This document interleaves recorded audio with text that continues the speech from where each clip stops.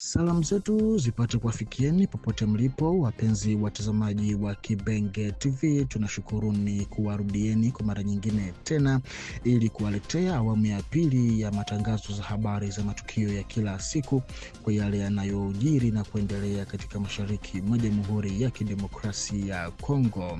Na huko jimboni Kivu Kaskazini ni miezi mitatu sasa ambapo AFC M23, kundi la wahasi linalosapotiwa na Rwanda, linaripotiwa kupoteza vichwa viwili muhimu katika mawasiliano yake, na vichwa hivyo ambavyo ni vya Magwar Paluku ambaye alikuwa mshauri wa masuala ya utamaduni na mwandishi wa habari wa zamani aliyeuawa kwa kupigwa risasi tarehe 10 Desemba mwaka 2025 mbele ya makazi yake mjini Goma, pamoja na Luteni Kanali Willy Ngoma aliyekuwa msemaji wa kijeshi aliyeuawa tarehe 24 Februari mwaka 2026 katika shambulizi la drone la FARDC karibu na Rubaya.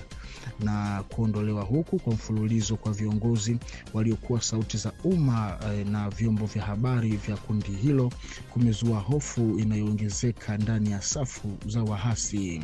Kati ya tetesi za mauaji ya ndani kwa ndani, hofu ya kulengwa na mashambulizi ya drone, pamoja na hali ya kutokuaminiana ambavyo vyanzo kadhaa vinaeleza kuwa kuonekana hadharani kwa viongozi wa juu wa kundi hilo sasa kunachukuliwa kama hatari ya kifo, jambo linaloongeza udhaifu katika muktadha wa vita visivyo na uwiano. Mbali na hasara za kibinadamu, mapigo haya ya mara kwa mara yanadhoofisha pia mashine ya mawasiliano na propaganda ya kundi hilo, wakati operesheni za kijeshi zikiendelea katika hali ya mvutano mkali na uwezekano wa visasi. Kwa mfano, hiyo jana tarehe 25 Februari katika mji wa Goma, mtu anayewasilishwa kama mfanyabiashara mwenye ushawishi mjini humo anayeitwa Prosper Hakizimana na kujulikana zaidi kwa jina la utani la Gisiga alikutwa ameuawa katika majira ya saa 9 alasiri ama 15 ndani ya nyumba yake katika mtaa wa Le Volcan, kwa mujibu wa vyanzo vya habari vya ndani vinavyolingana. Mauaji hayo yalitokea katika mazingira ya mvutano ndani ya miundo inayohusishwa na kundi la wahasi wa M23 AFC. Prosper Hakizimana alitajwa na baadhi ya wachunguzi kama mhusika muhimu katika uchimbaji na biashara haramu ya madini katika maeneo yaliyo chini ya udhibiti wa M23 na washirika wake wanaodaiwa kuwa ndani ya Force de Defense Rwandaise RDF. Mara nyingi alielezwa kama mshirika wa karibu wa mitandao ya kiuchumi ya Rwanda mashariki mwa Jamhuri ya Kidemokrasia ya Kongo.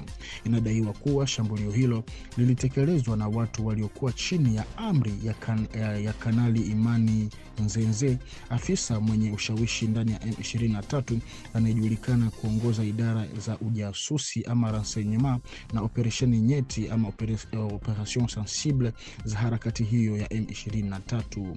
Nyumba ya marehemu huyo iko karibu sana na ofisi ya kanali huyo Nzenze katika mtaa huo wa Le Volcan.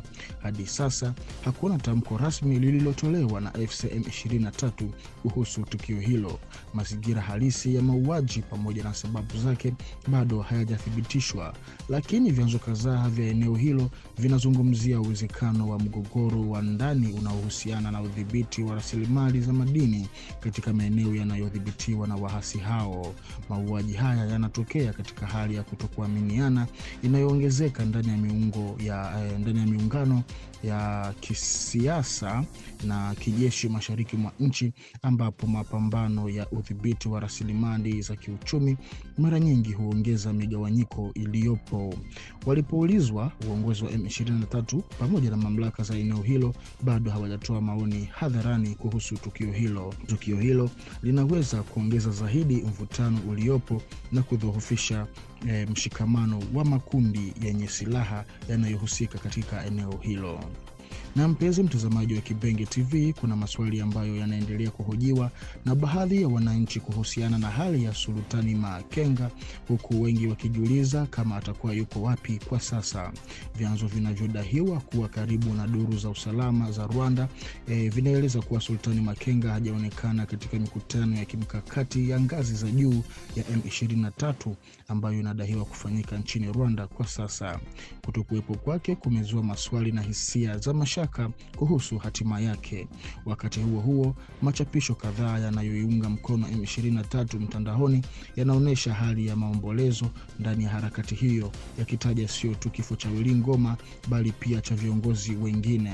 Wachambuzi wengine wanakumbusha kuwa kulikuwa na jaribio la kuficha taarifa za kifo cha Ngoma, jambo linaloongeza sintofahamu inayoendelea. Tuhuma nzito zilizoandikwa na Umoja wa Mataifa. Kwa mujibu wa Umoja wa Mataifa, Sultani Makenga anatambuliwa kama mmoja wa viongozi wa kijeshi wa Mouvement du 23 Mars M23 anayefanya operesheni mashariki mwa Jamhuri ya Kidemokrasia ya Kongo. Umoja wa Mataifa unamtuhumu kuhusika na ukiukwaji mkubwa wa sheria za kimataifa za kibinadamu. Miongoni mwa tuhuma zinazomkabili ni mashambulizi yaliyolenga raia, hasa wanawake na watoto, yakijumuisha mauaji, utekaji, ukeketaji, ukatili wa kingono, utekaji nyara pamoja na kuwafukuza watu makwao kwa nguvu. Ripoti na ushuhuda pia zinaeleza kuhusu matukio ya ubakaji yaliyofanyika katika eneo la Ruchuru, yakihusisha wapiganaji waliokuwa chini ya amri yake, ambapo baadhi ya waathiriwa walikuwa na umri wa miaka 8 tu.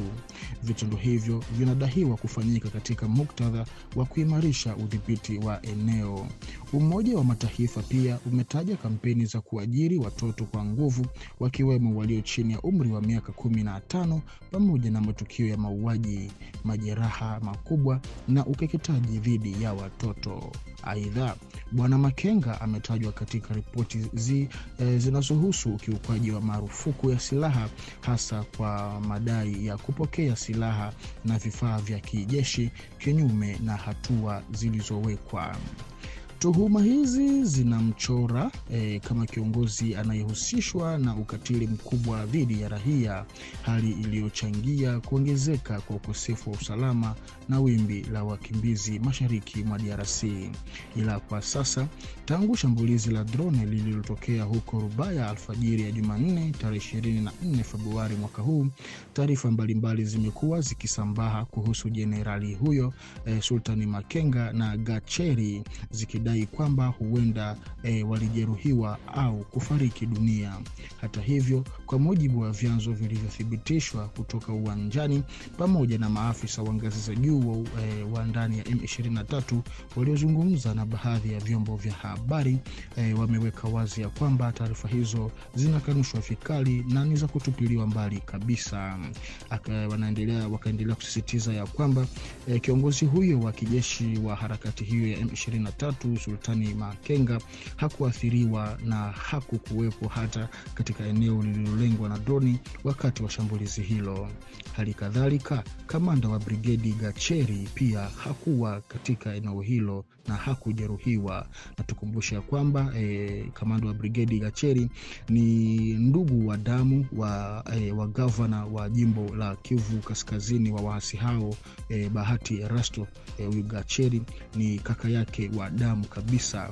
Kutokana na hali hiyo, wananchi wanatahadharishwa kuwa waangalifu dhidi ya taarifa za uongo zinazosambazwa kuhusu madai ya kifo au majeraha ya Sultani Makenga na Gacheri, au takwimu zilizotiwa chumvi kuhusu idadi ya waliokufa katika shambulizi hilo. Kwa sasa, kifo pekee kilichothibitishwa ni cha Luteni Kardinali Willy Ngoma, aliyekuwa msemaji maarufu wa kijeshi wa M23.